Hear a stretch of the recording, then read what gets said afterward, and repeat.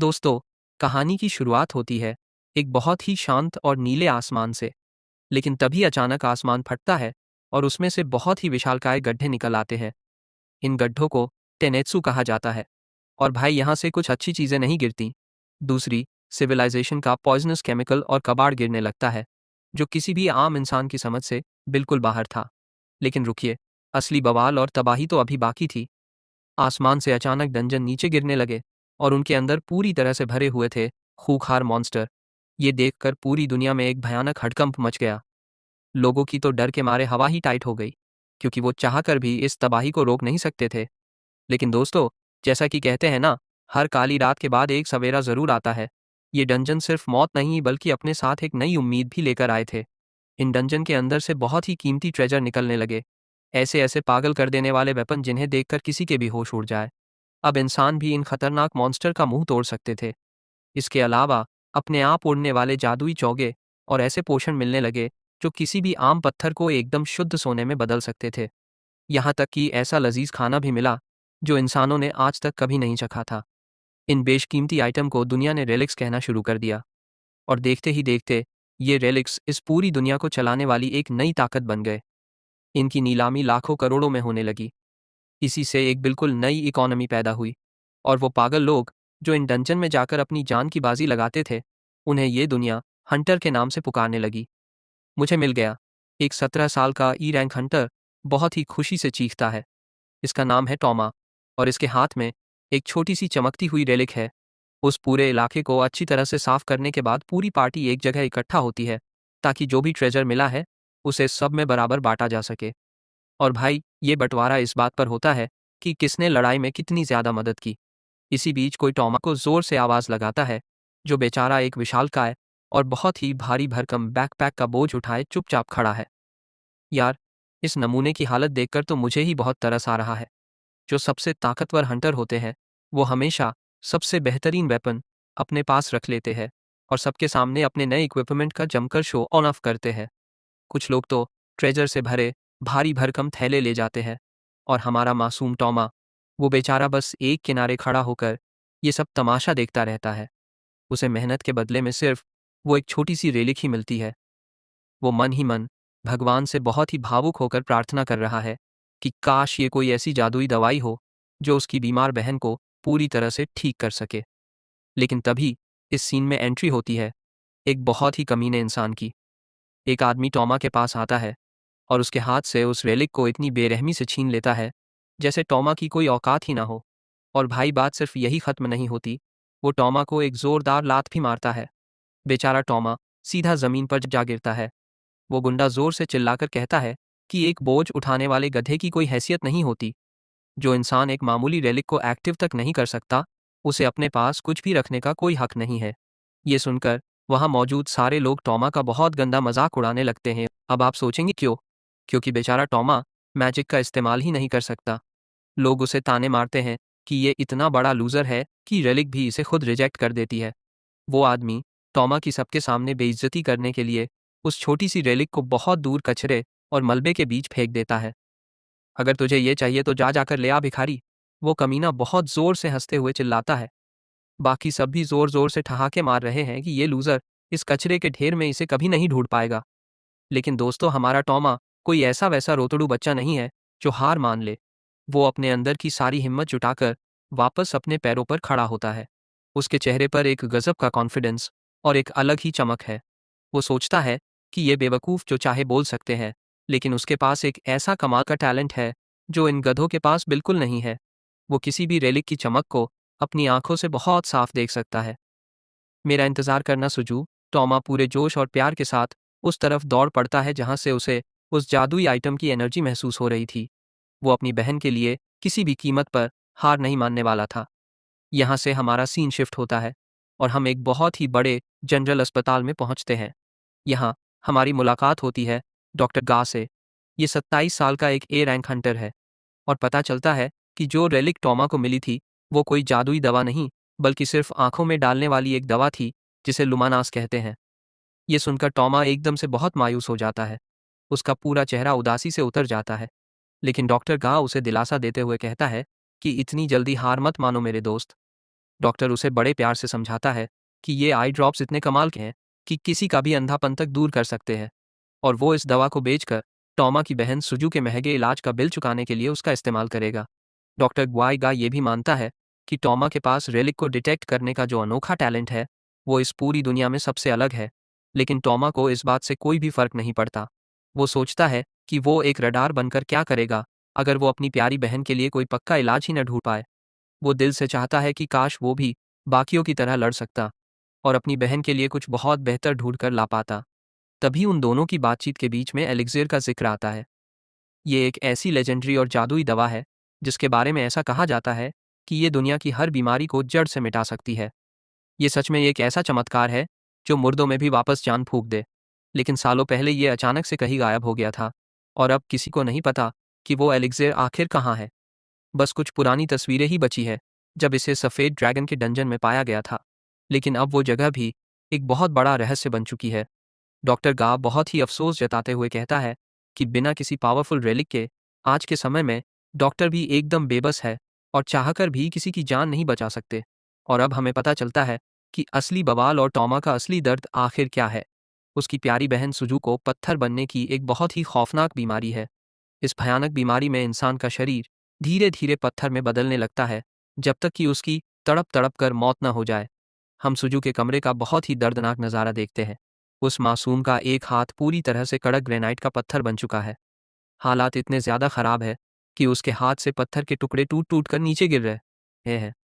टॉमा और डॉक्टर जैसे ही उस कमरे में कदम रखते हैं, वो देखते हैं कि वो लड़की मेज़ पर पड़े अपने ही शरीर के पत्थर वाले टुकड़ों को बहुत ही ध्यान से देख रही है।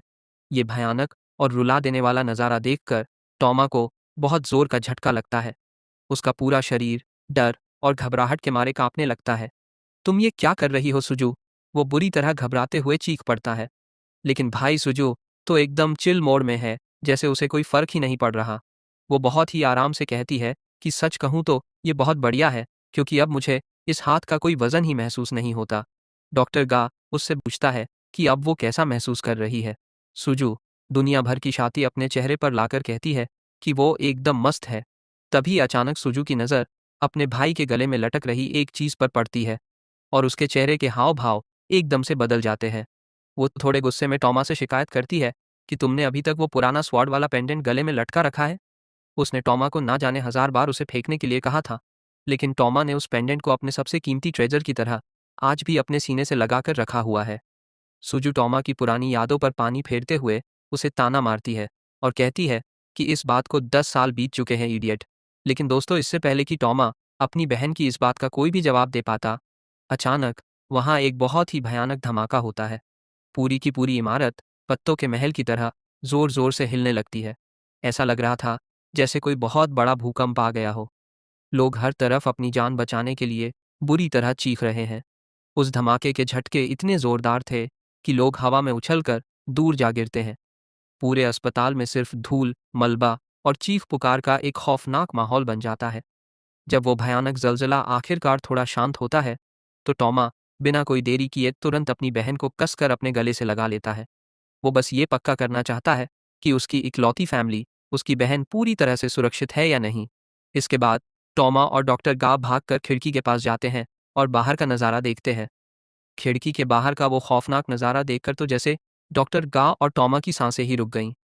यार, बाहर जो कुछ भी दिख रहा था ना, वो किसी बहुत ही डरावने सपने से बिल्कुल भी कम नहीं था।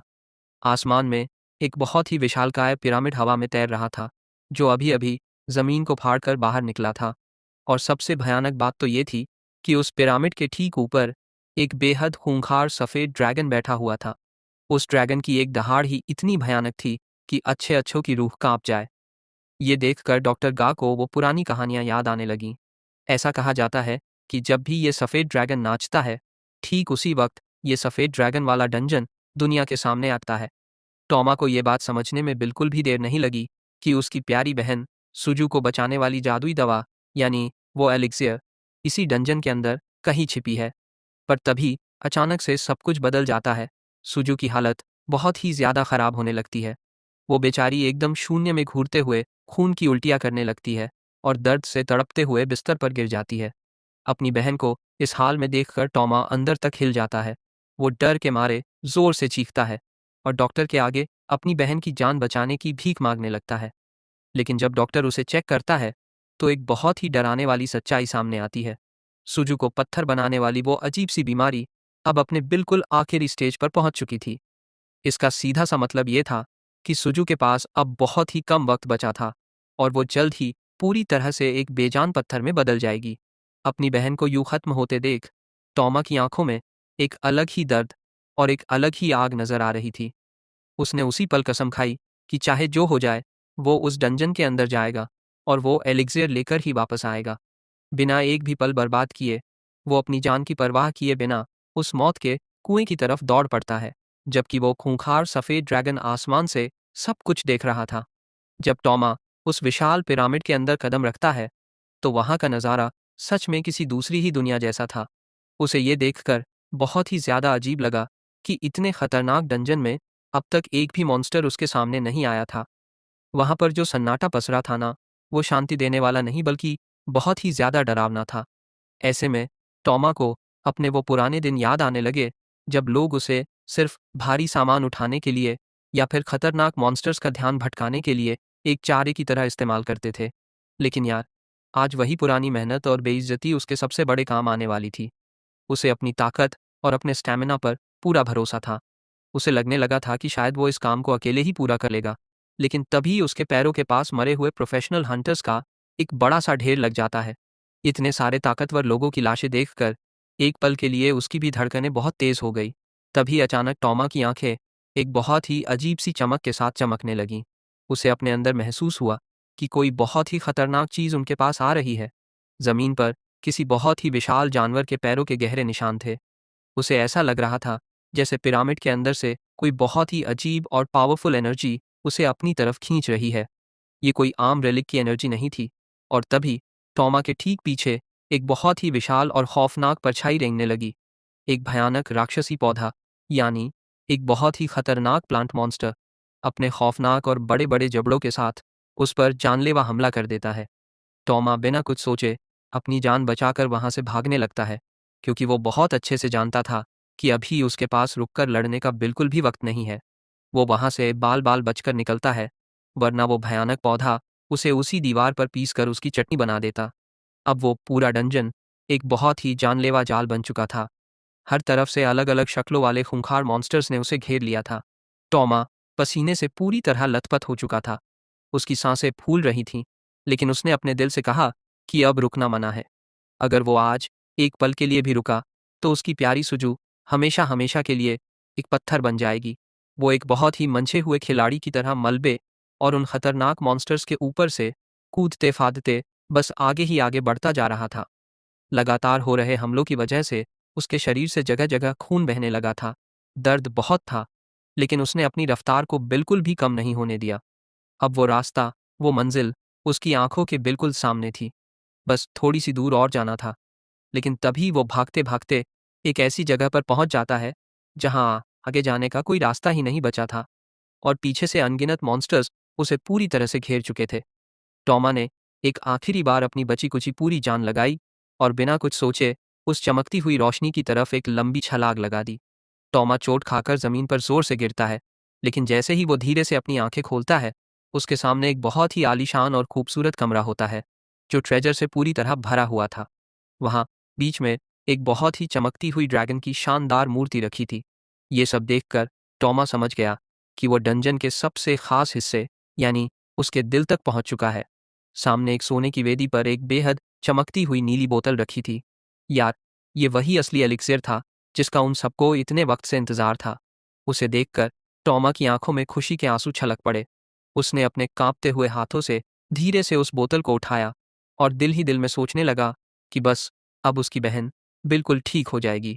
लेकिन दोस्तों, कहानी में असली दर्द और असली ट्विस्ट तो अब आने वाला था। टॉमा की वो खुशी अभी पूरी भी नहीं हो पाई थी कि तभी पीछे से एक बहुत ही जोरदार आवाज हुई।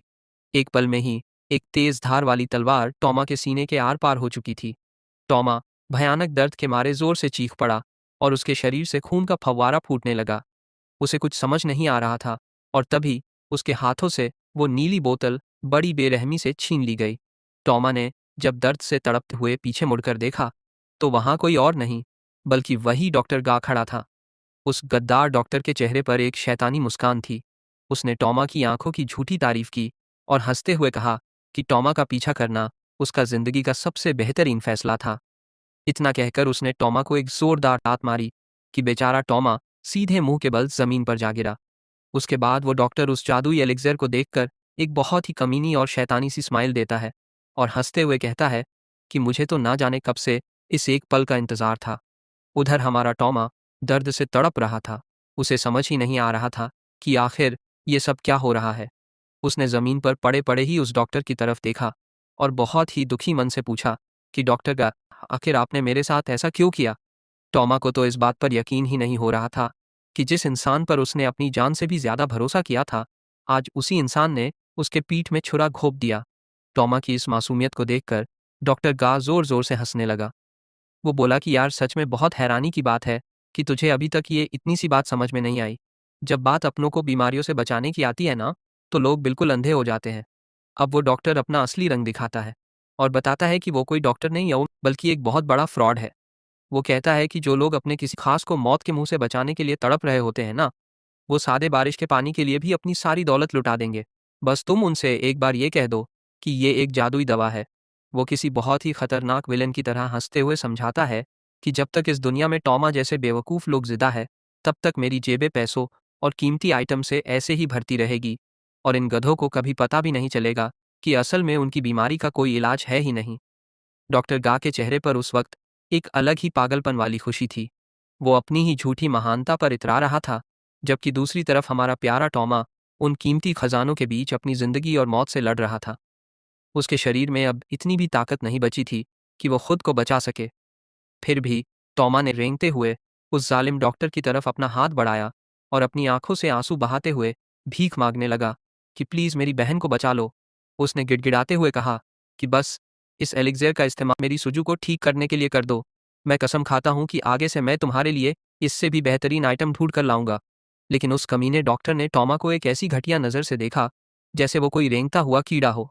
उसने बहुत ही रूखेपन से टॉमा को मना कर दिया और बोला, नहीं शुक्रिया। उस इंसान की आंखों में एक रत्ती भर भी पछतावा या रहम नहीं था। अब वो डॉक्टर गा खुद को ही भगवान समझ रहा था। वो अपने मन में सोच रहा था कि इस एलिक्ज़र की मदद से वो दुनिया के सारे बीमार लोगों को हमेशा के लिए अपने कदमों में झुकाकर रखेगा। उसने अपने दोनों हाथ हवा में फैलाते हुए बड़े घमंड से ऐलान किया कि अब मैं ही एक भगवान हूँ। वो खुद को पूरी इंसानियत का नया मालिक समझ रहा था। फिर उसने टॉमा की तरफ देखते हुए कहा कि मैं दो उस लड़की को क्यों बचाऊं, वो तो एकदम कचरा है। उस गद्दार ने बिना किसी भी रहम के सुजू की इतनी बड़ी बेइज्जती कर दी। ये सुनते ही टॉमा एक घायल शेर की तरह दहाड़ा, तुमने अभी क्या बका। अपनी बहन के लिए ऐसे शब्द सुनते ही टॉमा के अंदर एक ऐसा ज्वालामुखी फटा जिसने उसके शरीर के सारे घावों के दर्द को भी पीछे छोड़ दिया। लेकिन डॉक्टर गा को कोई फर्क नहीं पड़ा। उसने कहा कि अब उसे टॉमा या उसकी बहन किसी की भी कोई ज़रूरत नहीं है। उसके लिए वो दोनों अब सिर्फ गुजरे ज़माने की बात हो चुके हैं। फिर उसने बहुत ही शांति से अपना फैसला सुनाते हुए कहा कि चलो अब इस बकवास को यहीं पर हमेशा के लिए ख़त्म करते हैं। टॉमा अपने खून से सनी ज़मीन से उठने की कोशिश कर ही रहा था कि तभी डॉक्टर गा ने अपनी जेब से एक काले रंग की घंटी निकाली और उसे बजा दिया। यार, उस घंटी की आवाज़ इतनी ज़्यादा खौफनाक थी कि ऐसा लगा जैसे उसने उस पूरे कमरे के सारे अंधेरे को एक ही जगह पर खींच लिया हो। उन गहरी परछाइयों के बीच से काले रंग की डरावनी आग निकलने लगी, जो धीरे धीरे एक बड़ा सा आकार लेने लगी। भाई, ये उस जादुई गुलाम घंटी का मैजिक था। इसे देखकर टॉमा की तो डर के मारे हालत ही खराब हो गई। उसने देखा कि उसके बिल्कुल सामने काले रंग की आग से लिपटे हुए खूंखार भेड़ियों का एक पूरा झुंड तैयार हो गया था। ये कोई आम जानवर नहीं थे, बल्कि बहुत ही खौफनाक मॉन्स्टर थे।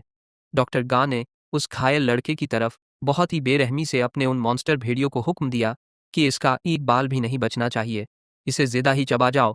बस इतना सुनना था कि वो खूंखार मॉन्स्टर भेड़िए पूरी दरिंदगी के साथ टॉमा की तरफ टूट पड़े। वो उसे बोटी बोटी करके चीर फाड़ने के लिए पूरी तरह से तैयार थे। टॉमा अपनी पूरी ताकत लगाकर चीखा, गातू नहीं बचेगा, जबकि वो आग वाले मॉन्स्टर उस पर बिना किसी दया के बुरी तरह हमला कर रहे थे। इसके बाद सीन सीधा शिफ्ट होता है और हम वापस उसी अस्पताल में आते हैं। वहाँ सुजू अपनी खिड़की के बाहर बहुत ही गहरी उदासी के साथ देख रही थी। वो बेचारी मासूम लड़की धीरे से फुसफुसाई, कि शायद अब और ज़्यादा दिन जिंदा नहीं रहूंगी। जहाँ एक तरफ उसका भाई उसके लिए अपनी जान की बाजी लगा रहा था, वहीं सुजू को अचानक अपने सीने में एक अजीब सा भारीपन महसूस हुआ। उसे लगा जैसे कुछ बुरा होने वाला है, तो उसने पूरी श्रद्धा के साथ भगवान से प्रार्थना करनी शुरू कर दी। वो भगवान से मिन्नत कर रही थी कि हे भगवान, प्लीज़ मेरे बड़े भाई की रक्षा करना। जबकि वो खौफनाक पत्थर बनने वाली बीमारी उसके शरीर में बहुत ही तेज़ी से फैलती जा रही थी। उधर डंजन में हमारा टॉमा उन भेड़ियों के नुकीले दांतों के बीच अपनी जान गंवा रहा था। उसकी चेतना धीरे धीरे उसका साथ छोड़ रही थी और उसकी आंखें बंद होने लगी थीं। लेकिन तभी उसकी नज़र अपने गले में लटक रहे उस चमकते हुए पेंडेंट पर पड़ी। उसे देखते ही टॉमा ने खुद से कसम खाई कि अपना एलिक्सियर वापस लेकर ही रहूंगा। उसे अपनी बहन के उस सच्चे प्यार से अपने अंदर एक आखिरी ताकत का एहसास हुआ। वो अपने दिल में एक अटूट इरादे के साथ सोच रहा था कि मैं कभी हार नहीं मानूंगा।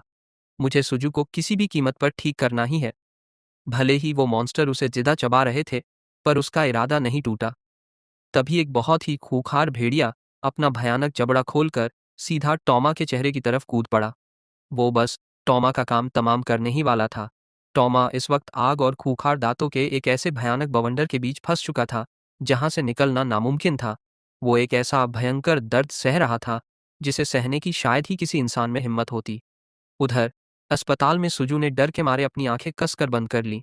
उसने अपना पूरा विश्वास बस इसी बात पर लगा दिया कि उसका भाई चाहे किसी भी मुसीबत में हो, वो जिदा वापस जरूर आएगा। इधर टॉमा ने एक आखिरी बार दर्द और गुस्से के साथ एक भयानक चीख मारी। उसने उस सुनसान जगह पर यूं हार मानकर मरने से साफ इनकार कर दिया। टॉमा बहुत जोर से दहाड़ा कि क्योंकि वो मेरी इकलौती फैमिली है। और भाई, उसकी ये दर्द भरी आवाज़ उस डंजन की गहराइयों तक गूंज उठी। और भाई, तभी एकदम से एक बहुत बड़ा जादू हो गया। अचानक से एक बहुत ही शुद्ध और चमचमाती नीली रोशनी ने उस पूरी जगह को अपने अंदर घेर लिया। अचानक से एक बहुत ही शुद्ध और चमचमाती हुई नीली रोशनी ने उस पूरी जगह को अपने अंदर घेर लिया। और टॉमा के बिल्कुल सामने एक बहुत ही रहस्यमयी और अनजान लड़का आकर प्रकट हो गया। उसने बहुत ही शांत आवाज में पूछा कि ये प्यार है ना? फिर अचानक से उस नीली रोशनी का एक बहुत ही भयानक धमाका हुआ और उस धमाके ने उन सभी भूखे मॉन्स्टर भेड़ियों को एक ही झटके में बहुत दूर हवा में उछालकर फेंक दिया। ये बिल्कुल उसी पल हुआ जब वो डरावने भेड़िए टॉमा की जान लेने ही वाले थे। टॉमा ने धीरे धीरे अपनी आंखें खोली। वो अंदर से एकदम हैरान रह गया था कि अचानक से इतना गहरा सन्नाटा कैसे छा गया और ये अजीब सी सुकून देने वाली गर्माहट कहाँ से आ गई। टॉमा ने अपनी बची खुची हिम्मत जुटाकर उस अनजान लड़के से पूछा कि तुम कौन हो? वो अनजान लड़का देखने में ही बहुत ही महान और चमत्कारी जादुई हस्ती लग रहा था। उसके बाल बहुत ज्यादा लंबे थे और उसके कपड़े देखकर ऐसा लग रहा था जैसे वो किसी बिल्कुल ही दूसरी दुनिया से यहाँ आया हो। उस रहस्यमयी जादुई हस्ती ने बहुत ही प्यार से उस बुरी तरह से घायल लड़के की तरफ अपना हाथ बढ़ाया। उसके पास आने से एक ऐसी अजीब सी शांति महसूस हो रही थी जिसे देखकर ऐसा लग रहा था कि जैसे वहां पर वक्त पूरी तरह से रुक सा गया हो। फिर उस अनजान लड़के ने अपने हाथों से बहुत ही धीरे से और प्यार से टॉमा के गले में लटक रहे उस सोड वाले पेंडेंट को छुआ।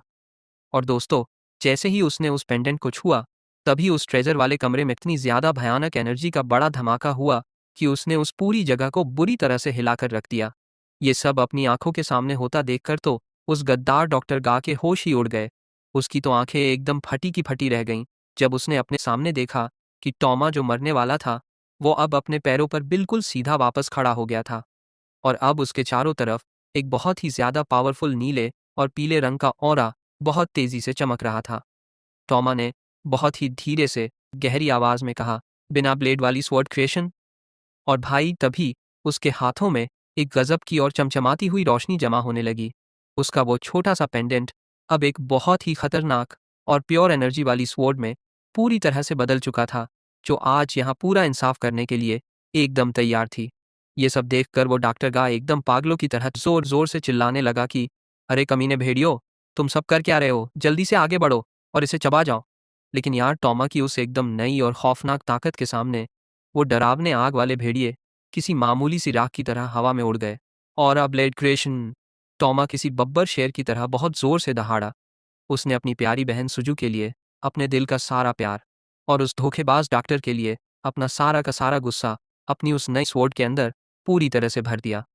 और दोस्तों, जैसे ही उसने अपनी उस स्वॉर्ड से नीचे जमीन पर वार किया, न वहां नीली एनर्जी का एक ऐसा भयानक धमाका हुआ कि उस हजारों साल पुराने डरावने डंजन की नींव तक बुरी तरह से हिल गई। उस गद्दार डॉक्टर गा को तो अपनी खुद की आंखों पर बिल्कुल भी यकीन ही नहीं हो रहा था। वो डर के मारे हकलाते हुए बोलने लगा कि आखिर ये सब कैसे मुमकिन हो सकता है। इसने इतने खतरनाक भेड़ियों को बस एक ही झटके में कैसे खत्म कर दिया, और इसके हाथ में ये काला वेपन आखिर है क्या चीज। वही दूसरी तरफ टॉमा अपने ही ऑरा की उस तेज नीली आग के बिल्कुल बीच में अपना सीना तानकर खड़ा हुआ था, और उसकी गुस्से वाली नजर सीधे उस गद्दार इंसान पर थी जिसने उसे इतना बड़ा धोखा दिया था। अभी के अभी वो एलिक्सिर चुपचाप मेरे हवाले कर दो। टॉमा की आवाज में इस वक्त एक ऐसा खौफ और एक ऐसा रुतबा था जिसे सुनकर उस कमीने डॉक्टर की भी पूरी तरह से हवा टाइट हो गई। टॉमा की आंखें एक अलग ही तरह के मैजिक से चमक रही थीं, और उसने एकदम साफ शब्दों में कह दिया कि वो एलिक्सिर सिर्फ और सिर्फ उसकी बहन सुजू का है। लेकिन वो घमंडी डॉक्टर गा अभी भी अपनी उसी अकड़ में था, और वो टॉमा के मुंह पर बहुत ही गंदे तरीके से हंसने लगा। उसे अभी भी यही लग रहा था कि एक मामूली सा और क्या ई रैंक का सामान ढोने वाला लड़का उसका क्या ही बिगाड़ लेगा। उसने टॉमा को बहुत बुरा ताना मारा कि देख लड़के, भले ही तुझे किस्मत से कोई भी जादुई आइटम मिल गया हो, लेकिन तेरे पास असली फाइट करने का कोई भी तजुर्बा नहीं है। वो अपने ऊंचे रैंक की बड़ी बड़ी डीगे हाँकने लगा और टॉमा को सबके सामने एकदम नीचा दिखाने की पूरी कोशिश करने लगा। लेकिन यार, टॉमा उसे इतनी ठंडी और खौफनाक नज़र से देख रहा था कि उसे देखकर किसी का भी खून जम जाए। वो अब उस गद्दार को उसकी जिंदगी का सबसे बड़ा सबक सिखाने के लिए एकदम तैयार था। उस डॉक्टर गा ने बिना कोई देरी किए अपने वो सारे महंगे आर्मर और इक्विपमेंट पूरी तरह से एक्टिव कर लिए जो उसने दूसरे बेचारे हंटर्स को ठग कर और उन्हें धोखा देकर जमा किए थे। लेकिन दोस्तों, तभी वहां पर एक गजब का चमत्कार हो गया। टॉमा के बिल्कुल सामने उस डॉक्टर गा के वो सारे के सारे जादुई आइटम अपने आप ही टुकड़ों में टूटने लगे। उस नीच इंसान की तो डर के मारे जैसे पैठ ही गीली हो गई जब उसने अपनी आंखों से देखा कि उसका वो इतना महंगा आर्मर अब किसी भी काम का नहीं बचा था। टॉमा बस बहुत ही शांति से वहां पर खड़ा रहा, और उसके चारों तरफ वो पावरफुल नीला ऑरा चमक रहा था। उसने बस अपनी एक ही जिद पकड़ रखी थी कि मेरा एलिक्सर मुझे वापस दे दो। इस फाइट के बिल्कुल बीच में टॉमा को अपने अंदर महसूस हुआ कि उसकी सारी की सारी इंद्रियां एकदम से बहुत तेज हो गई है। उस नई जादुई स्वॉर्ड को चलाने का सारा ज्ञान और तरीका उसके दिमाग में जैसे अपने आप ही आने लगा था। वो डॉक्टर गा अब डर के मारे धीरे धीरे पीछे की तरफ हटने लगा था, क्योंकि उसे बिल्कुल भी समझ नहीं आ रहा था कि आखिर टॉमा के हाथ में ये कौन सा नया अजूबा आ गया है। लेकिन यार, वो डॉक्टर लालच के मारे इतना ज्यादा अंधा हो चुका था कि उसने अपने मन में सोचा कि वो किसी तरह टॉमा का ये जादुई आइटम भी उससे छीन लेगा।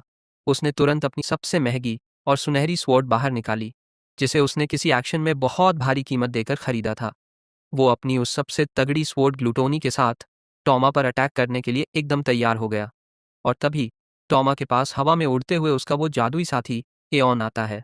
वो टॉमा को एक बहुत ही काम की एडवाइस देता है कि तुम अपनी इस स्वॉर्ड का आकार अभी बदल दो।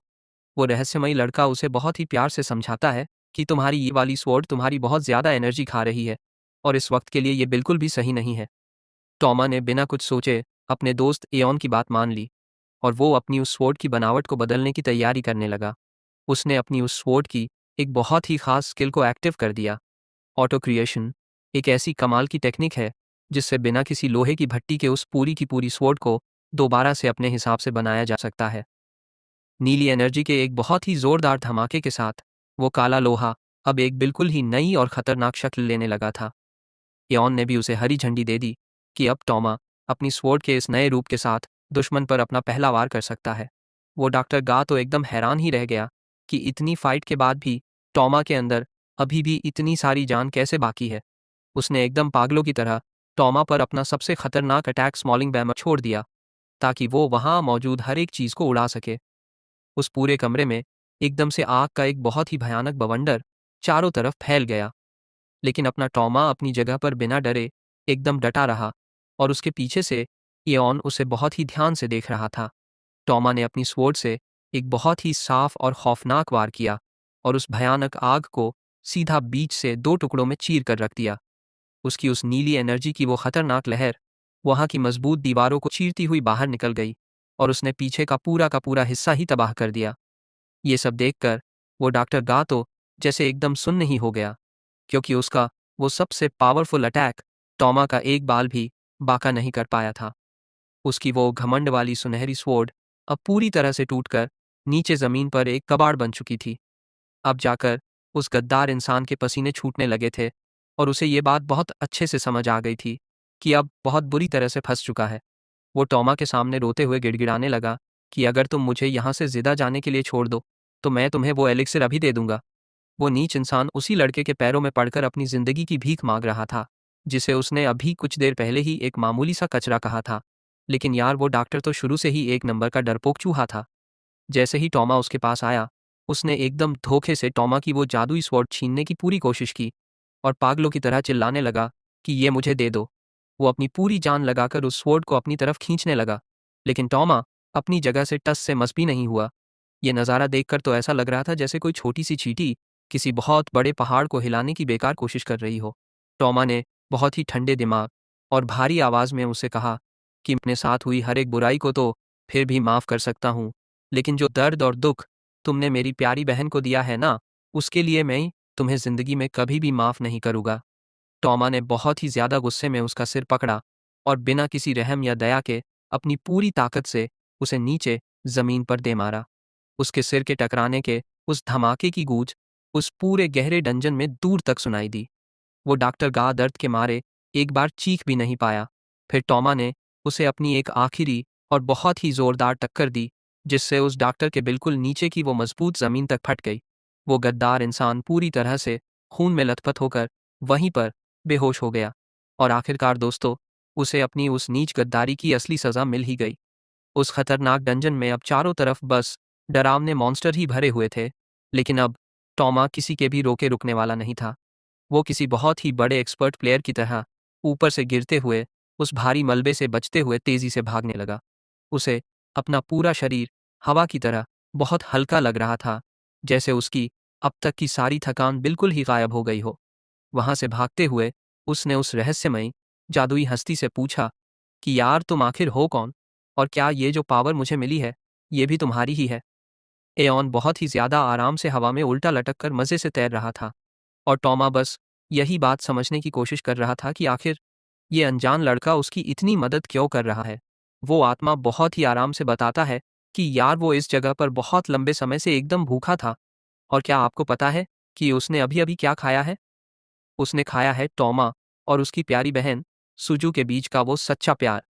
इयॉन बहुत ही खुशी से कहता है कि ये प्यार तो उसके लिए किसी बहुत ही शानदार दावत के जैसा था, और इसे खाने के बाद अब वो एकदम मस्त और एनर्जेटिक फील कर रहा है।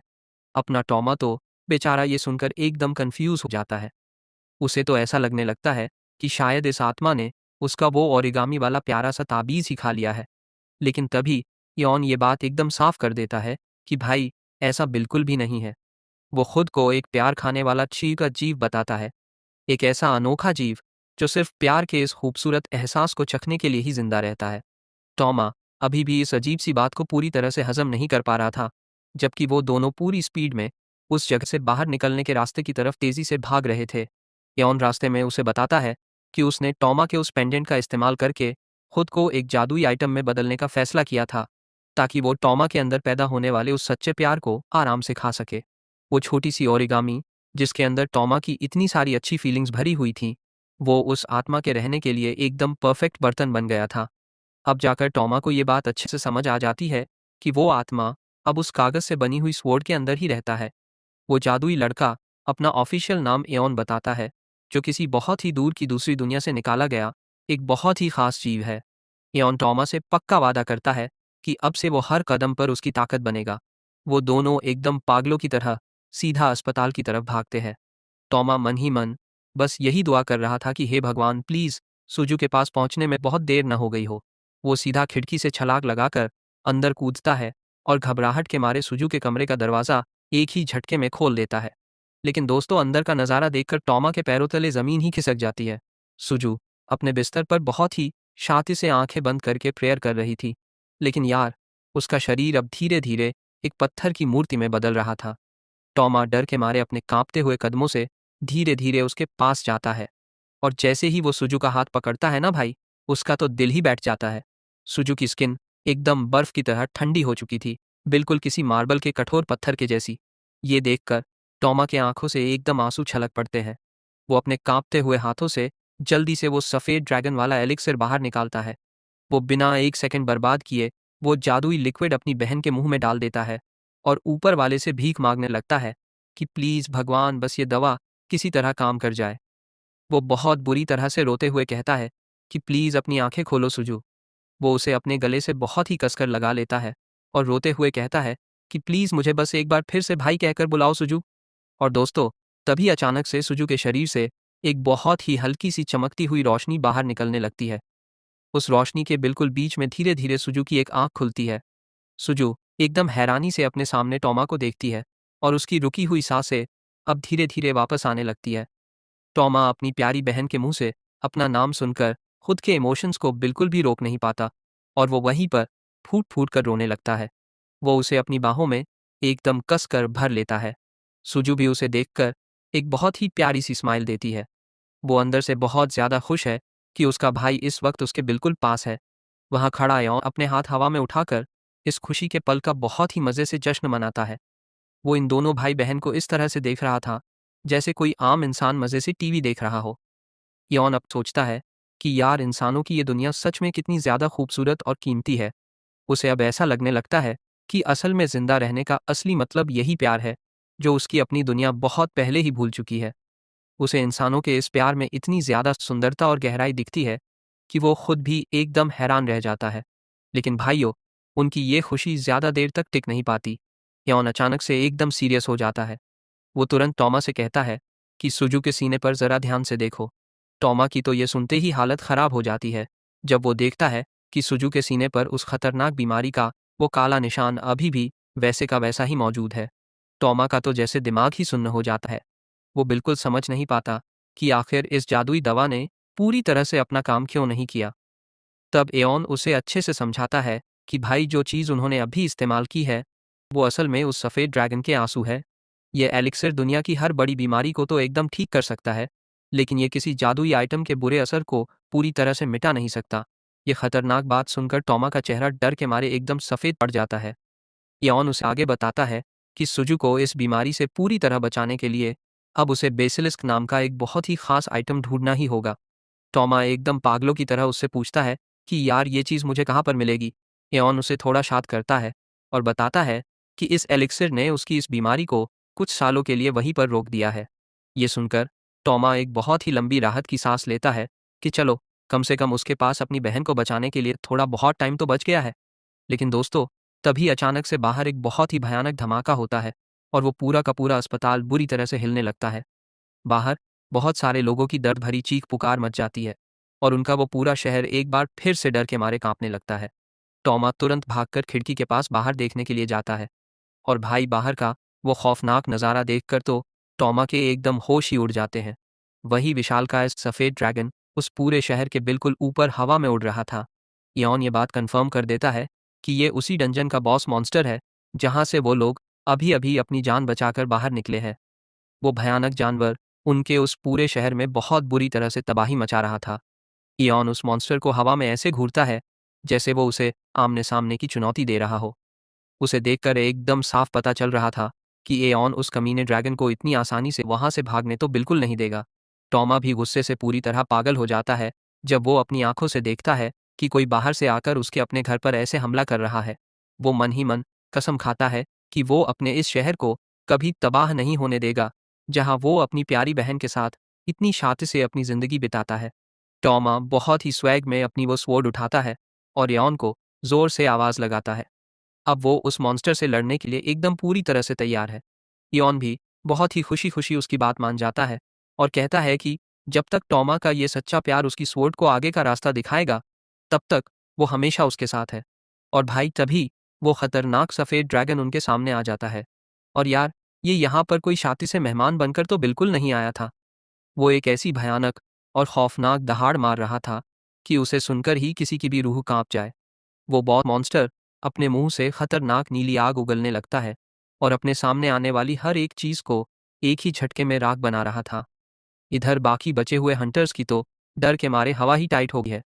उन्हें बिल्कुल भी समझ नहीं आ रहा था कि अपनी जान बचाने के लिए वो लोग अब छुपने कहाँ जाए। वो भारी आर्मर वाला आदमी एकदम पागलों की तरह किसी एस रैंक हंटर को मदद के लिए ढूंढ रहा था, लेकिन हेडक्वार्टर की तरफ से उन्हें अभी तक कोई भी मदद नहीं आ रही थी। बाकी जितने भी हंटर वहाँ थे, उनके हाथ में जो कुछ भी आता है, वो बस उसी से उस मॉन्स्टर पर हमला कर देते हैं। लेकिन भाई साफ दिख रहा था कि वो लोग बहुत ही बुरी तरह से हारने वाले हैं। वो उस विशाल ड्रैगन पर अपना सब कुछ फेंक रहे थे, लेकिन यार उस खौफनाक ड्रैगन के लिए उनके ये तीर और मैजिक के हमले तो बस किसी हल्की सी गुदगुदी करने के जैसे थे। उसे इन सब चीज़ों से रत्ती भर भी फर्क नहीं पड़ रहा था। वो ड्रैगन उन सब की तरफ एक ऐसी खौफनाक और ठंडी नज़र से घूर कर देखता है ना, जैसे वो मन ही मन कह रहा हो कि बेटा, तुम लोगों की कोशिश तो बहुत अच्छी थी, पर मेरे सामने तुम्हारी कोई भी औकात नहीं है। सारे हंटर को अब बहुत ही अच्छे से समझ आ जाता है कि उनके सारे के सारे हमले एकदम बेकार है। तभी उनका लीडर बहुत जोर से चिल्लाकर सबको डिफेंसिव फॉर्मेशन बनाने के लिए कहता है। वहाँ मैदान में एकदम से बहुत बुरी अफरा तफरी मच जाती है। हर तरफ बस बड़े बड़े पत्थर उड़ रहे थे और वो बेचारे लोग बस किसी तरह अपनी ढाल के पीछे छुपने की पूरी कोशिश कर रहे थे यार। उस उड़ते हुए धुएं और भयानक नीली आग के बिल्कुल बीच वो बॉस मॉन्स्टर अब और भी ज्यादा डरावना लगने लगा था। वहाँ के हालात एकदम बद से बदतर हो चुके थे और चारों तरफ बस तबाही ही तबाही का मंजर था भाई। बेचारे हंटर जमीन पर पड़े बुरी तरह तड़प रहे थे और सोच रहे थे कि आखिर उनके साथ ये सब हो क्या रहा है। लेकिन तभी दोस्तों एक घायल हंटर की नज़र अचानक से किसी पर पड़ती है। वो इंसान बहुत ही ज्यादा शाती के साथ उस मौत के खतरे की तरफ सीधा बढ़ रहा था। और यार ये इंसान और कोई नहीं बल्कि अपना हीरो टॉमा है, जिसे वहां सबने मरा हुआ मान लिया था। वो उस विशाल ड्रैगन के सामने ऐसे बेफिक्र होकर खड़ा था जैसे वो अपने घर के किसी बगीचे में बहुत ही आराम से घूम रहा हो। टॉमा अब बिल्कुल भी पहले के जैसा नहीं लग रहा था दोस्तों। उसकी आंखों में एक ऐसा पक्का इरादा एकदम साफ झलक रहा था जो किसी सामान ढोने वाले मामूली लड़के में तो बिल्कुल भी नहीं हो सकता। वो हंटर उसे तुरंत पहचान लेता है और उसे बहुत जोर का झटका लगता है। उसे अपनी खुद की आंखों पर यकीन ही नहीं हो रहा था कि ये ई रैंक वाला गधा अभी तक जिंदा कैसे बच गया। टॉमा उसे देखकर एक बहुत ही प्यारी और स्टाइल वाली स्माइल देता है। वो बहुत आराम से कहता है कि तुम फिक्र मत करो, मैं इस सबको अच्छे से संभाल लूंगा। वो उस हंटर को साइड में हटने के लिए कहता है। और दोस्तों, इसी बीच वो खतरनाक ड्रैगन अपने सीने में नीली एनर्जी की एक और बहुत ही भयानक लहर तैयार कर रहा था, ताकि वो उन सबको बस एक ही बार में जलाकर राख बना सके। वो हंटर अपनी पूरी ताकत से चिल्लाकर कहता है कि जल्दी से वहां से भाग जाओ। टॉमा, इसे हराना बिल्कुल नामुमकिन है। तुम बस किसी तरह अपनी जान बचाओ। लेकिन टॉमा तो जैसे अपनी ही किसी धुन में पूरी तरह से मग्न था। वो बहुत शांति से कहता है कि कोई बात नहीं, क्योंकि आखिरकार अब उसे वो चीज़ मिल ही गई है जिसकी उसे ना जाने कब से तलाश थी। तभी अचानक उसके दिमाग में यॉन की आवाज़ गूंजती है। वो उसे याद दिलाता है कि अब उसके पास एक ऐसा जादुई वेपन है जिसे वो सच में अपनी मर्जी से इस्तेमाल कर सकता है। ये सुनकर अपना टॉमा एकदम पूरे स्वैग में अपना पोज मारते हुए बहुत जोर से चिल्लाता है, स्वॉर्डलेस क्रिएशन। उसे लगा था कि अब कुछ बहुत ही फाड़ू सा जादू होगा और वो अकेले ही वहां सबको बचा लेगा। लेकिन भाई साहब, वहां पर ऐसा कुछ भी नहीं हुआ। वहां एकदम से एक अजीब सा सन्नाटा छा गया। बाकी सारे हंटर उसे पीछे हटने के लिए पागलों की तरह चिल्ला रहे थे। और इस वक्त टॉमा का वो उतरा हुआ चेहरा सच में देखने लायक था यार। उसे लगा कि शायद ये वाला सीन तो उसकी स्क्रिप्ट में था ही नहीं। उस विशाल ड्रैगन को तो मानो उसकी इस बेवकूफ़ी पर तरस ही आ गया। वो बहुत ही गंदे तरीके से टॉमा के मुंह पर हंसने लगा कि आखिर ये मामूली सा लड़का खुद को समझ क्या रहा है। टॉमा अपनी उस रेलिक के खाली हैंडल को देखता है और अंदर से एकदम मायूस हो जाता है। यार वो चीज़ तो बिल्कुल भी चालू ही नहीं हो रही थी। यॉन बहुत ही ज़्यादा आराम से कहता है कि भाई, ये हीरो बनने का खेल अब बंद करो और वापस डंजन में चलो, यहाँ पर अपना कुछ भी काम नहीं है। तभी हवा के एक बहुत ही भयानक दबाव से टॉमा हवा में उड़कर काफ़ी दूर जा गिरता है। अपना बेचारा हीरो इस बार बहुत ही बुरी तरह से डर जाता है। वो अपनी पीठ के बल सीधा उन बाकी हारे हुए हंटर के पास जाकर गिरता है। अब उसे लगने लगा था कि उसका सारा का सारा प्लान बिल्कुल मिट्टी में मिल गया है। वो अपनी उस स्वॉर्ड के हैंडल को एकदम कस कर पकड़कर यॉन पर बहुत जोर से चिल्लाता है। वो गुस्से में कहता है कि भाई, ये क्या बदतमीजी है, तुमने मुझे इस जानलेवा मुसीबत में ऐसे अकेला क्यों छोड़ दिया। यॉन बहुत ही ज्यादा आलस दिखाते हुए उसके सामने आता है। वो टॉमा से कहता है कि अब तुम हार मान लो और चुपचाप अपनी बहन सुजू के पास वापस चले जाओ। ये सुनते ही टॉमा एकदम चुप हो जाता है। उसे तो अपनी किस्मत पर यकीन ही नहीं हो रहा था कि उसका आखिरी जादुई हथियार ऐन वक्त पर आकर हड़ताल पर चला गया है। वो जादुई लड़का यॉन टॉमा से शिकायत करता है कि इस पूरे मैदान में प्यार का तो कोई नामो निशान ही नहीं है। टॉमा उसे याद दिलाने की कोशिश करता है कि अगर वो लोग ये लड़ाई नहीं जीते तो सुजू की जान भी बहुत बड़े खतरे में पड़ जाएगी। एओन वहाँ पर एकदम बोर होकर ज़मीन पर बैठ जाता है और कहता है कि उसे यहाँ पर सिर्फ लोगों का डर और उनका गुस्सा ही महसूस हो रहा है। और यार, ये सब इमोशंस उसे स्वाद में बहुत ज़्यादा कड़वी लगती है। टॉमा के तो गुस्से के मारे जैसे दिमाग की नस ही फट रही थी भाई। वो दांत पीसते हुए कहता है कि ये तुम्हारे नखरे दिखाने का वक्त नहीं है कि तुम्हें खाना कैसा लग रहा है। वहां दूर खड़े सारे हंटर को तो यही लग रहा था कि ये बेचारा लड़का डर के मारे पागल हो गया। वो इस भयंकर तबाही के बिल्कुल बीच में अकेले ही हवा में बातें किए जा रहा था। उधर उन हंटर की जादुई शील्ड अब किसी भी पल टूटने ही वाली थी। अब उनके बस की बात बिल्कुल नहीं थी कि वो उस ड्रैगन का और ज्यादा दबाव झेल पाए। वो विशाल ड्रैगन एक ऐसी भयानक चीख मारता है ना, जिसे सुनकर वहां मौजूद सबके कान ही फट जाए। एक हंटर किसी तरह उस मॉन्स्टर का ध्यान अपनी तरफ भटकाने की पूरी कोशिश करता है ताकि उसके बाकी साथी वहां से भाग सके। लेकिन भाई, वो बॉस मॉन्स्टर तो रफ्तार में बिजली से भी ज्यादा तेज था। वो बस एक ही झटके में उस बेचारे हंटर को किसी फुटबॉल की तरह हवा में उड़ा देता है। फिर वो मॉन्स्टर अपना बड़ा सा मुंह खोलता है और उसके अंदर से बहुत तेज सुनहरी और नीली रोशनी बाहर निकलने लगती है।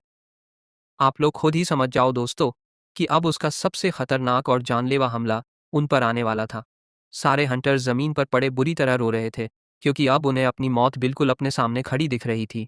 टॉमा भी बहुत अच्छे से समझ जाता है कि अब पानी पूरी तरह से सिर के ऊपर जा चुका है। उसे अब किसी भी कीमत पर उस नखरेबाज एओन को मनाना ही होगा। एओन तो वहां जमीन पर ऐसे सुस्त पड़ा था जैसे बेचारे ने पूरे 3 दिन से कोई खाना ही ना खाया हो। उसमें तो अब हवा में उड़ने की भी कोई हिम्मत नहीं बची थी यार। टॉमा उसे बहुत प्यार से समझाने की कोशिश करता है कि यार, प्यार का मतलब सिर्फ रोमांस करना ही नहीं होता है। अपनी बहन को बचाना या मुसीबत में एक दूसरे की मदद करना भी तो असली प्यार ही है ना। लेकिन एओन उसे बहुत ही अजीब और घटिया नज़र से घूर कर देखता है। वो कहता है कि ये सब कोई प्यार नहीं है, ये तो बस इंसानों की जिदा बचने की एक कोशिश है या फिर उनका कोरा गुस्सा है।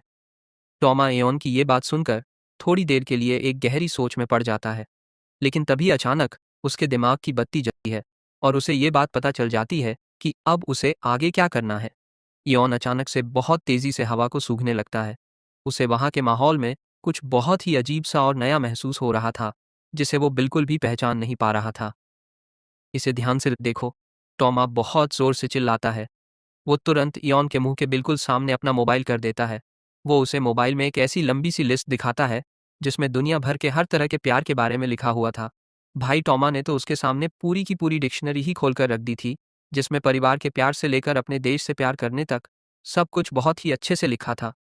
टॉमा उसे चीख कर समझाता है कि ये सब कुछ इंसानी प्यार ही तो है यार। वो अपने उस नखरेबाज वेपन को इस बात का यकीन दिलाने की पूरी कोशिश कर रहा था कि उसका असली खाना यहीं पर उनके सामने मौजूद है। ये सब देखकर तो इयॉन की आंखें एकदम फटी की फटी रह जाती है। उसे इस बात पर बिल्कुल यकीन ही नहीं हो रहा था कि इंसानों के इमोशन इतने ज्यादा पेचीदा और गहरे भी हो सकते हैं। उसे अचानक अपने दिमाग में कई सारे सुंदर नज़ारे एक साथ दिखने लगते हैं। एक प्यारा सा परिवार को जोड़े अच्छे दोस्त, और वो लोग भी जो अपनी जान से भी ज्यादा जानवरों और इस प्रकृति को प्यार करते हैं। वो बेचारा जादुई लड़का अपना सिर पकड़कर बैठ जाता है। उसे ऐसा लगता है कि यार, ये इंसान भी ना सच में बहुत अजीब होते हैं, जो इतनी पेचीदा और उलझी हुई चीज़ों से प्यार करते हैं। उसे लगने लगता है कि इंसान तो पक्के ठरकी होते हैं, जो ऐसी अजीब सी चीज़ों के पीछे एकदम पागल ही रहते हैं।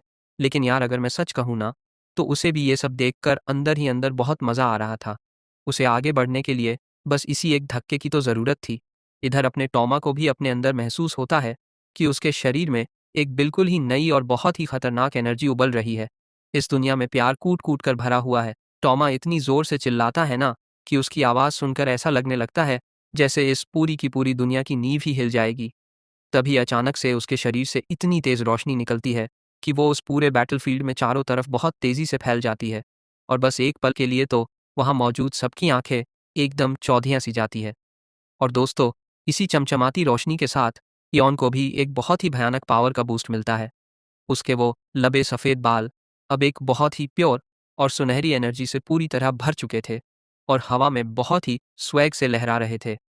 इसी बीच नीचे जमीन पर पड़ा हुआ एक घायल हंटर अपने मन में ये बात पूरी तरह से मान लेता है कि बस अब उसका खेल यहीं पर ख़त्म हो गया है, क्योंकि वो खौफनाक ड्रैगन अपना सबसे खतरनाक और आखिरी अटैक उनके ऊपर करने के लिए एकदम तैयार जो था। वो बेचारा आदमी अपने दिमाग में ही अपनी होने वाली मकेतर को आखिरी अलविदा कहने लगता है और बुरी तरह रोते हुए सोचता है कि अब तो यार उनकी शादी भी कैंसिल ही हो जाएगी। उसके बाकी सारे के सारे साथी अपनी ढाल के पीछे दुबक कर छुप जाते हैं और अपनी मौत का सामना करने के लिए खुद को पूरी तरह से तैयार कर लेते हैं। हमारी शील्ड अब किसी भी पल टूटने ही वाली है। एक हंटर एकदम पागलों की तरह चीखता है जब वो अपनी ही आंखों से देखता है कि उनकी वो पावरफुल जादुई शील्ड अब बीच में से दरकने लगी है। वो आदमी जिसकी शादी होने वाली थी ना, वो अपने साथी से कहता है कि तुम जल्दी से यहाँ से भाग जाओ। वो बेचारा खुद को कुर्बान करने के लिए एकदम तैयार था यार, ताकि उसके बाकी दोस्तों को वहाँ से ज़िंदा भागने का थोड़ा सा तो टाइम मिल सके। और दोस्तों, जब एओन इस इतनी बड़ी कुर्बानी को अपनी आंखों से देखता है ना, तो भाई उसका चेहरा शर्म के मारे एकदम लाल हो जाता है। अब जाकर इस जादुई लड़के को बहुत अच्छे से समझ आता है कि आखिर टॉमा उस इंसानी प्यार और जज्बातों के बारे में उसे क्या कह रहा था। एओन बहुत ही गजब के स्वैग के साथ खुद को सबके सामने लाता है और बहुत ही प्राउड होकर ऐलान करता है कि आज से वो इस प्यार का सबसे बड़ा भक्त है। अपना टॉमा भी अपना एक सेकंड भी बर्बाद नहीं करता और सीधा उस ड्रैगन के मुंह से उगलती हुई उस डरावनी नीली आग के बिल्कुल बीच में बेखौफ कूद पड़ता है। उसकी आंखें एक बहुत ही खतरनाक पीले रंग से चमक रही होती हैं और वो अपनी उस काली स्वॉर्ड को अपने हाथ में बुला लेता है ताकि वो उस भयानक अटैक को सीधा बीच से चीर सके। वो आसमान से किसी टूटते हुए तारे की तरह सीधा नीचे गिरता है और उन आग की लपटों को चीर कर रख देता है जो उसे बस एक ही सेकंड में जलाकर पूरी तरह से राख बना सकती थी। वहां खड़े सारे सारे हंटर्स तो जैसे पत्थर की तरह एकदम सुन नहीं रह जाते हैं। वो अपनी ही आंखों पर बिल्कुल यकीन नहीं कर पाते कि आखिर कैसे उस विशाल ड्रैगन की भयानक आग को किसी मक्खन की तरह बीच से काट दिया गया है। टॉमा बहुत ही स्टाइल के साथ नीचे जमीन पर उतरता है और उसके हाथ में वो चमकती हुई काली स्वॉर्ड है जिसके अंदर से उस पूरे इलाके में एक बहुत ही भारी सा दबाव फैल रहा था। एऑन उसके चारों तरफ हवा में बहुत आराम से तैर रहा है और उन सभी हंटर्स के दिलों के बीच से निकलने वाले उस सच्ची दोस्ती और प्यार के स्वाद के पूरे मजे ले रहा है। हमारा हीरो टॉमा अपनी उस रेलिक के साथ अब अगले राउंड के लिए एकदम तैयार खड़ा है, जो अब पहले से भी बहुत ज्यादा चमक रही थी। वो उस बड़े से बॉस मॉन्स्टर के सामने अपना सीना तानकर खड़ा हो जाता है और अपने पीछे घायल पड़े उन सभी हंटर्स के लिए एक बहुत बड़ी ढाल बन जाता है। वो घमंडी ड्रैगन उसे इतने घटिया तरीके से देखता है जैसे कोई बहुत ही छोटी सी चींटी उसकी इतनी बड़ी ताकत को चुनौती दे रही हो। इयॉन ये सब देखकर एकदम सीरियस हो जाता है और उस कमीने ड्रैगन से कहता है कि वो उसे इंसानों की इन लाजवाब फीलिंग्स को ऐसे बर्बाद तो बिल्कुल नहीं करने देगा। लेकिन यार, वो ड्रैगन भी कहाँ पीछे हटने वाला था। वो अपने उन खौफनाक दांतों के बीच एक बहुत ही विशाल और डरावनी एनर्जी का गोला बनाने लगता है। टॉमा बहुत अच्छे से जानता है कि उसे अपनी पूरी जान यहाँ पर लगानी ही होगी, इसलिए वो अपना पूरा का पूरा ध्यान अपनी उस स्वॉर्ड को और भी ज्यादा बड़ा, मजबूत और तेज धारदार बनाने में लगा देता है। स्वॉर्डलेस क्रिएशन। वो हवा में चीखता है और सीधा उस डरावने मॉन्स्टर के जबड़े की तरफ एक बहुत बड़ी छलांग लगा देता है ताकि वो उस जानलेवा अटैक को किसी तरह रोक सके। भाई, ये टक्कर इतनी ज्यादा भयानक थी, क्या ही बताऊं। टॉमा की वो स्वॉर्ड उस ड्रैगन के जबड़े से इतनी जोर से टकराती है ना कि वहां से एक ऐसी लोहे की खौफनाक आवाज आती है जो उस पूरे इलाके में दूर तक गूंज उठती है। टॉमा एक बहुत ही विशाल स्वॉर्ड बनाता है जो मजबूत से मजबूत स्टील को भी आसानी से काट सकती है और वो उस जानवर के सबसे मजबूत कवच को तोड़ने की अपनी पूरी कोशिश करता है। लेकिन भाई, वो टक्कर इतनी ज्यादा जोरदार थी कि टॉमा खुद ही एक बहुत बड़े झटके के साथ पीछे की तरफ उछल जाता है। उसे तुरंत समझ आ जाता है कि इस कमीने ड्रैगन को हराना कोई बच्चों का खेल तो बिल्कुल नहीं है। वो एक सेकंड के लिए वहां के हालात को समझता है और उस ड्रैगन के हीरे जैसे मजबूत शरीर में कोई एक कमजोर नस ढूंढने लगता है। वो ड्रैगन इंसानों की इस सारी मेहनत का बहुत गंदा मजाक उड़ाता है और उन्हें एकदम बेकार कहता है। वो अपना अगला खतरनाक अटैक करने के लिए फिर से तैयार होने लगता है। उस सामान ढोने वाले लड़के को बचाओ। वहां खड़े सारे हंटर्स एक साथ चीखते हैं और उस मॉन्स्टर का ध्यान भटकाने के लिए अपने तीर और मैजिक से उस पर जोरदार हमला करने लगते हैं। उनमें से एक हंटर टॉमा से चिल्लाकर कहता है कि तुम यहाँ से जल्दी भाग जाओ, हम इसे रोकने की कोशिश करेंगे ताकि तुम अपनी जान बचा सको। लेकिन यार, वो ड्रैगन इंसानों जैसे इन कीड़े मकोड़ों से पक जाता है और आसमान से उन पर नीली आग के गोलों की एक बहुत बड़ी बारिश कर देता है। सारे हंटर्स की तो ये खौफनाक नज़ारा देखकर हालत ही खराब हो जाती है। वो आग के गोले इतने ज्यादा थे ना कि उन सबको एक साथ रोकना एकदम नामुमकिन सा लग रहा था। यॉन टॉमा को वार्निंग देता है कि वो खुद को सिर्फ एक स्वॉर्ड के आकार तक ही सीमित न रखे, क्योंकि उसकी असली ताकत तो इससे भी कहीं ज़्यादा है। और भाई ये बात सुनते ही टॉमा के दिमाग की बत्ती तुरंत जल जाती है। उसके वेपन की असली एबिलिटी तो किसी भी चीज़ को दोबारा बनाने की है। वो अपनी इमेजिनेशन और सोच से कुछ भी बना सकता है। लेकिन वो सफ़ेद ड्रैगन बात करने के किसी मूड में नहीं था, और छलकर राख बन जाओ कहते हुए अपनी नीली आग की उस बारिश को और भी ज़्यादा तेज़ कर देता है। टॉमा बहुत ही तेज़ी से अपना दिमाग चलाता है और हवा में कुछ ऐसा बुलाता है जो देखने में किसी आम छाते के हैंडल जैसा ही लगता है। और भाई तभी अचानक उनके बिल्कुल ऊपर मजबूत स्टील का एक बहुत ही विशालकाय छाता खुल जाता है। ये कमाल का छाता उस ड्रैगन के सारे जादुई गोलों को पूरी तरह से रोक लेता है। नीचे खड़े सारे हंटर्स का मुंह तो बस खुला का खुला ही रह जाता है। उन्हें अपनी आंखों पर यकीन ही नहीं होता कि एक छाता उन्हें इतने भयानक अटैक से कैसे बचा रहा है। नीली आग के वो डरावने गोले उस लोहे की मजबूत छत से बार बार टकराते हैं और वहीं फट जाते हैं, लेकिन टॉमा के बनाए हुए उस छाते को चीर नहीं पाते। खुद वो विशाल ड्रैगन भी एकदम बौखला सा जाता है जब वो देखता है कि उसका सबसे खतरनाक अटैक एक मामूली सी रोजमर्रा की चीज ने आसानी से रोक दिया है। हम बच गए। वो हंटर्स धीरे से और बहुत ही ज्यादा खुशी से फुसफुसाते हैं। आज पहली बार उन्हें अपने दिल में ये महसूस हो रहा था कि उनके जिंदा बचने का कोई तो चांस है। वो सब बस यही सोच रहे थे कि आखिर ये अनजान लड़का है कौन यार जो अचानक से ना जाने कहाँ से आ गया और अपनी उस अजीब सी आइटम के साथ उन सबकी जान बचा रहा है। वहीं दूसरी तरफ एऑन अपने टॉमा की इस सारी हरकत को बहुत ही ध्यान से देख रहा होता है। वो मन ही मन सोचता है कि यार इस लड़के के अंदर टैलेंट तो एकदम कूट कूट कर भरा हुआ है, पर ये अभी भी इस गेम में एकदम कच्चा खिलाड़ी है और इसे अभी बहुत कुछ सीखना बाकी है। और दोस्तों, तभी वो घमंडी सफ़ेद ड्रैगन बहुत ही गंदे तरीके से उसका मजाक उड़ाने लगता है। वो अपनी पूरी अकड़ और घमंड के साथ टॉमा से पूछता है कि तू एक टूटी हुई स्वॉर्ड से मेरा क्या ही बिगाड़ लेगा। लेकिन यार अपना टॉमा भी कहाँ इतनी आसानी से हार मानने वाला था भाई।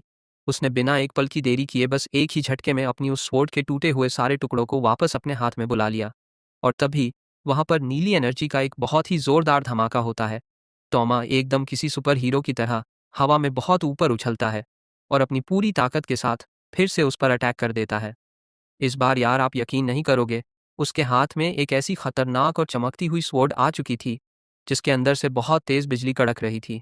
वो सफ़ेद ड्रैगन उसे बहुत ही ज़्यादा गुस्से से घूरता है और बार बार अपनी वही रटी रटाई बात बोलने लगता है, मेरी इस गॉड लेवल पावर के सामने तेरी ये चींटियों वाली छोटी सी कोशिश एकदम बेकार है।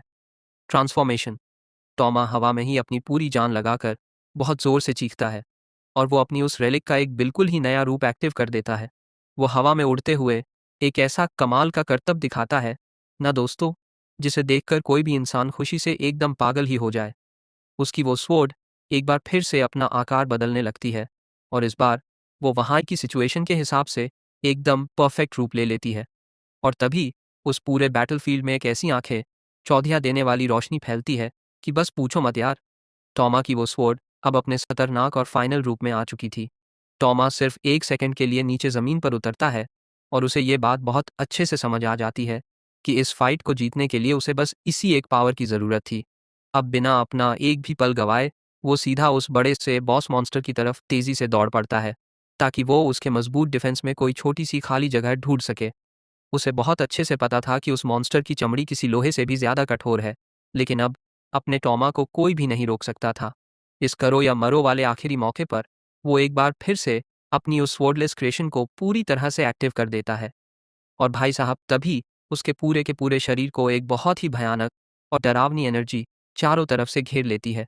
वो नीचे ज़मीन पर इतनी ज़ोर से अपना पैर मारता है ना कि वहाँ जाते ज़मीन में एक बहुत बड़ी दरार पड़ जाती है और वो सीधा उस बड़े बॉस की तरफ हवा में उड़ता हुआ जाता है।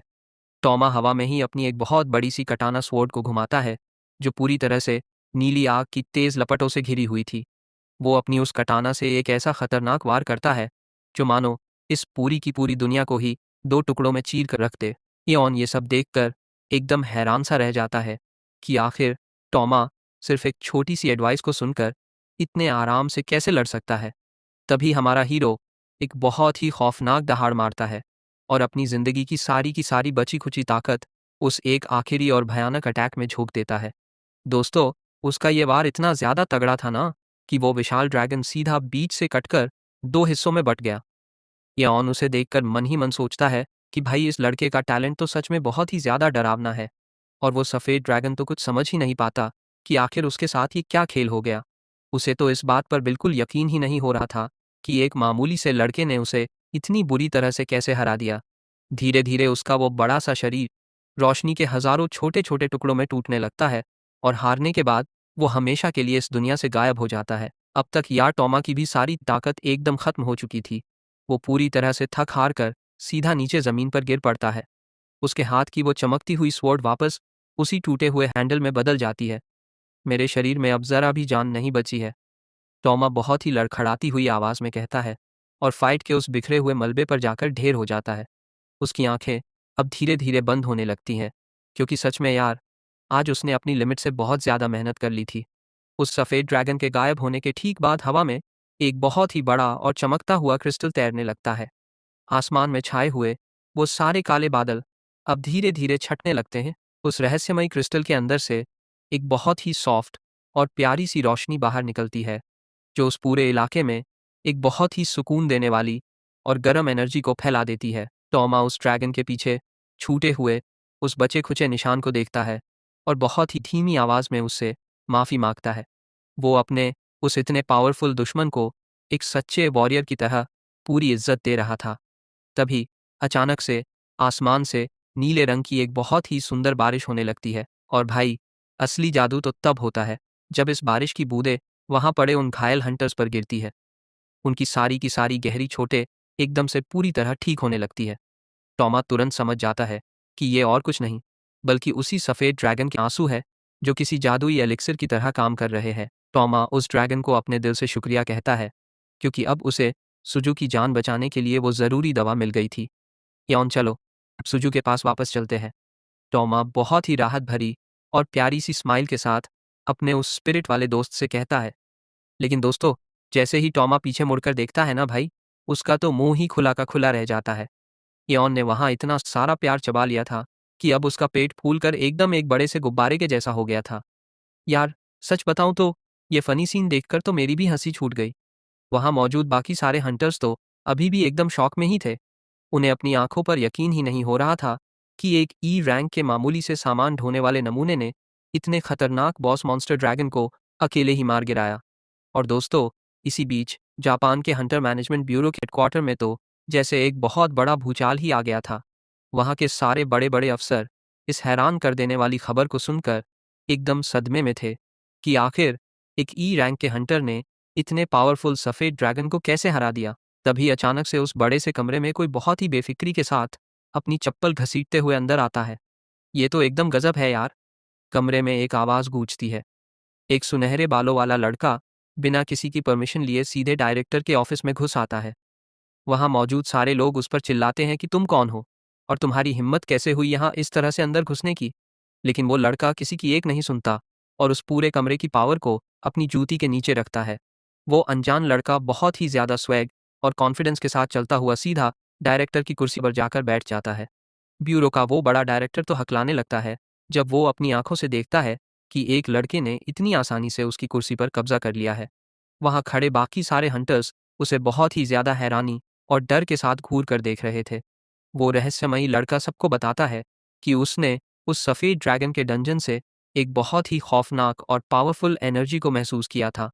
उसे इस बात का पूरा यकीन था कि अब उसे एक बहुत ही कमाल की आइटम का नया मालिक मिल गया है। दोस्तों, अब जाकर हमें पता चलता है कि ये घुसपैठिया और कोई नहीं बल्कि कियोकी नाम का एक बहुत ही खतरनाक एस रैंक हंटर है। कियोकी को ऐसा लगता है कि जैसे किस्मत खुद उसे टॉमा तक खींच कर ले जा रही है। उसकी आंखों में एक अलग ही तरह की चमक और दिलचस्पी साफ दिखाई दे रही थी। कियोकी अपने मन में फैसला करता है कि अब वो सही टाइम आ गया है जब वो उस लड़के से जाकर खुद मिले जिसने इस पूरी दुनिया में एक बहुत बड़ा तहलका मचा दिया है।